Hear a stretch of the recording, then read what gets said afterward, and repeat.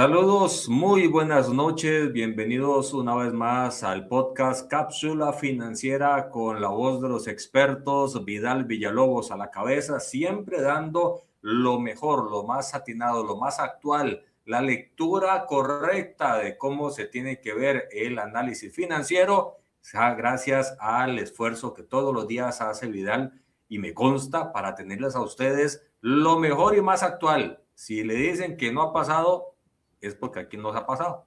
Don Vidal, bienvenido. Saludos cordiales, Jonathan, y saludos cordiales a todas las personas que nos hacen siempre el favor de escucharnos. Esperamos que la información del ratito que van a dedicar el día de hoy sea provechosa para la toma de decisiones, ya sea en sus empresas, en sus familias o en su presupuesto personal. Vidal, empezamos fuera o dentro del país el día de hoy. Si les parece, vamos a empezar afuera porque las cosas se han tornado un poco turbias. Es que la verdad, con este tema de Estados Unidos y Rusia, las cosas cambian de un momento para otro. Quiero contarles que originalmente, cuando cerraron las bolsas hace unas horas atrás, el Dow Jones había recuperado 86 puntos, pero el S&P y el Nasdaq habían caído. Salió una nota durante la jornada, Jonathan y amigos, que Sí. indicaba que según las declaraciones de Trump, en 2 o 3 días estarían firmando con Irán un acuerdo. Los detalles del acuerdo no se conocen todavía, pero bueno, una de las cosas que mencionó Trump es que de inmediato se iba a abrir el estrecho de Hormuz. Y bueno, eso encendió el positivismo en el mercado, No. el petróleo empezó a caer, incluso llegó a estar casi, oigan ustedes, en $87. Si ustedes recordarán, la anterior entrega estábamos para arriba de 91. Que se caiga Sí. $4 durante una jornada realmente es bastante. Y también los bonos, aunque no reaccionaron de la misma manera, se mantuvieron en el nivel de 4.53. ¿Por qué si se cayó el precio del petróleo, no se cae de la misma manera el rendimiento esperado para el bono de 10 años? Por una sencilla razón. Los mercados, aunque el precio del petróleo de hoy se caiga, saben que durante estas últimas semanas hemos tenido que pagar el petróleo más caro y que por lo tanto se está esperando un impacto en la inflación dentro de algunas semanas. Como la inflación forma parte de los componentes de la tasa de interés, por eso es que el Tesoro no reacciona de la misma manera. Probablemente si se mantiene ese optimismo y el precio del petróleo logra extender estas rebajas, probablemente también lo veremos más hacia adelante en el bono de 10 años. Pero por lo pronto, eso es lo que teníamos al inicio de la jornada con esa volatilidad. Pero tengo que contarles que los futuros de mañana, que son lo que los analistas están observando en este momento en el mercado, están a la baja y están precisamente a la baja porque nada más y nada menos que hubo un ataque a un helicóptero de los Estados Unidos. Irán todavía no ha dicho que ha sido responsabilidad de ellos, pero Estados Unidos no perdonó y empezó también a hacer algunos ataques contra Irán. Y vean, esto es así de sencillo, eso es así de sensible. Simple y sencillamente nos fuimos entonces hacia ese tipo de condición de el mercado a la expectativa de lo que vaya a pasar efectivamente mañana. De una vez les quiero contar que para mañana, porque hoy lo único que tuvimos fue el dato de venta de viviendas de segunda mano, no era un dato absolutamente relevante. Se esperaban 4 millones y se lograron colocar 4.170.000. Hay datos muy importantes para mañana. Para mañana tendremos el índice de precios del consumo del mes de mayo, tanto del mensual como del anual. ¿Qué es lo que está esperando el mercado? Que el indicador suba con relación a las lecturas anteriores. La lectura anterior del mes de abril había dado cuenta de que el índice de precios al consumo estaba en 3,8%. Pues por todos estos problemas de inflación, de energía, se está esperando para mañana un 4,2%. En nuestra próxima entrega estaremos hablando del resultado del índice de precios al consumo, que es importante que le demos seguimiento porque es, junto con el empleo, uno de los temas a los cuales les da prioridad la Reserva Federal. Inflación y empleo.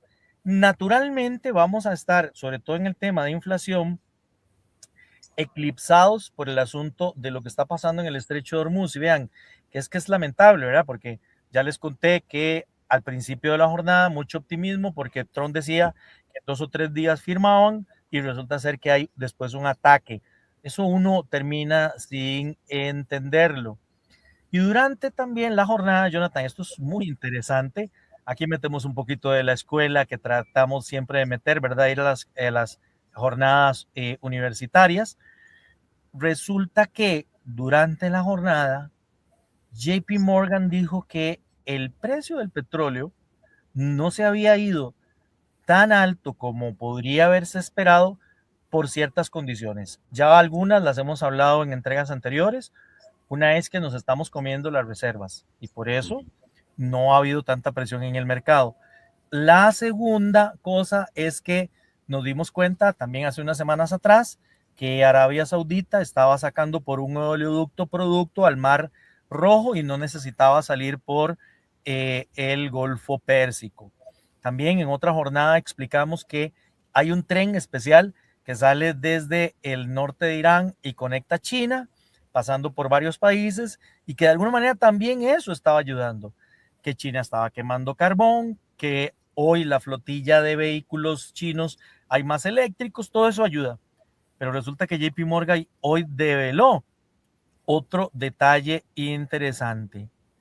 A pesar de que nos han dicho, JP Morgan dice que es muy probable que estén pasando cerca de 2 millones de barriles diarios por el estrecho de Hormuz.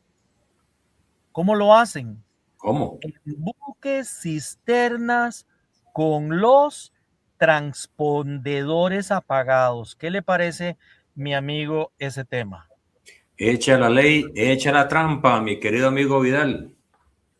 Y además, lo primero que yo vi cuando hice esta noticia es que es un transpondedor.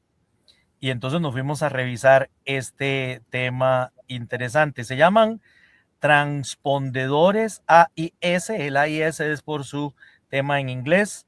Automatic Identification System. Es un dispositivo obligatorio en los buques comerciales y petroleros de gran tamaño. Su función es parecida a un transpondedor de un avión. Entonces quedamos igual, ¿verdad? Hay que seguir investigando. ¿Qué es lo que hace este Automatic Identification System?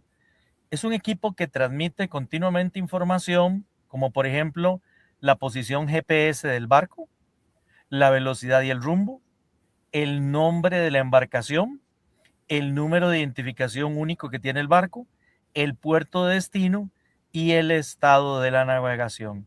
Estas señales son captadas por otros bancos, por autoridades portuarias, guardacostas y satélites especializados, permitiendo que plataformas especializadas muestren la ubicación de los buques prácticamente en tiempo real.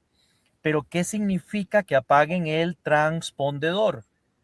Que deja de transmitir su posición y desaparece de los sistemas públicos de seguimiento, incluyendo los de Irán. Entonces, por las propias barbas de Irán están pasando algunos buques Y eso, de acuerdo con JP Morgan, también está ayudando a que el precio del petróleo no se haya ido hasta niveles más altos. Recordemos que también en recientes horas la Organización de Productores y Exportadores de Petróleo, la OPEP, había anunciado un incremento para julio de 188,000 barriles diarios de petróleo.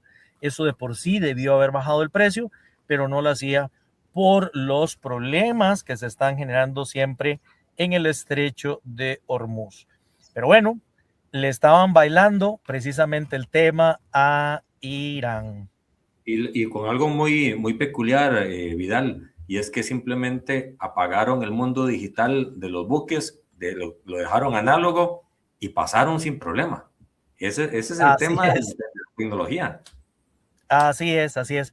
Ya en otras entregas habíamos hablado de que la guerra estaba en dos áreas, la cinética, que son balas y cañones, tanques y este tipo de cosas tradicionales, y la no cinética, que tiene este tipo de temas, o tiene temas como, por ejemplo, hacer hackeos o como enviar información falsa para que se publique. ¿Sí? Son todos esos frentes en los que la guerra se está librando hoy.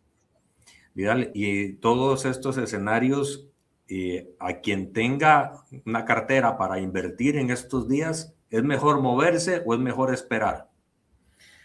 Nosotros consideramos que lo mejor es esperar, como hacemos los costarricenses, a que se quiten los nublados del día. Sí es importante tener efectivo. En inglés hay una frase que dice cash is king, el efectivo es el rey. ¿Por qué? Porque si usted tiene efectivo, en el momento en que las aguas se calmen, usted va a tener la posibilidad de mover ese efectivo hacia las mejores oportunidades que abra el mercado. Mientras que si usted está invertido, primero tiene que tratar de vender en lo que está invertido antes de hacer un rebalanceo de portafolio. Es importante entonces esperar, tener efectivo en este momento y efectivamente esperemos que tenga razón el presidente Trump de que en los 2 o 3 próximos días se firme algún acuerdo. En medio del Mundial de Fútbol, que es un distractor muy grande para todo lo que está pasando geopolíticamente en el mundo. Así es, se trata de distraer a la gente con estos temas. No es extraño que los gobiernos empiecen a hacer cambios, política pública, política fiscal, aumenten gasolina, nos metan un impuesto, no nos damos cuenta porque estamos en el mundial. Aunque Así sin es. embargo, probablemente muchos de ustedes escucharon que ayer en el tercer juego de los Knicks de Nueva York contra los Spurs de San Antonio, que originalmente iban 2-0, ayer quedaron 2-1 porque ganaron los Spurs en Nueva York. Trump visitó la arena y lo que recibió fue una silbatina Silbatina. generalizada. Sí, ahí lo noté. Todo el mundo, todo el planeta lo notó. Y mi querido Así amigo, es. algo en arenas nacionales.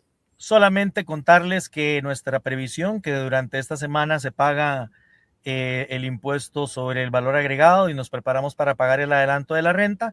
Les habíamos dicho que vaticinábamos una rebaja en el tipo de cambio. Les cuento que el promedio ponderado Monex del viernes había quedado en 458.70 y ya hoy vamos por 456.04 con volúmenes muy importantes. Ayer casi 65 millones y hoy casi 45 millones transados en el Monex. Este tema lo vamos a seguir viendo el resto de la semana. Y en esa promesa nos quedamos todos los días a las 9 de la noche, de lunes a viernes, cápsula financiera con Vidal Villalobos. Esto del tipo de cambio se las trae, hay que verlo con pinzas. Y eso es lo que vamos a empezar a hacer con más acuciosidad en los próximos podcasts de cápsula financiera. Muchas gracias, Vidal.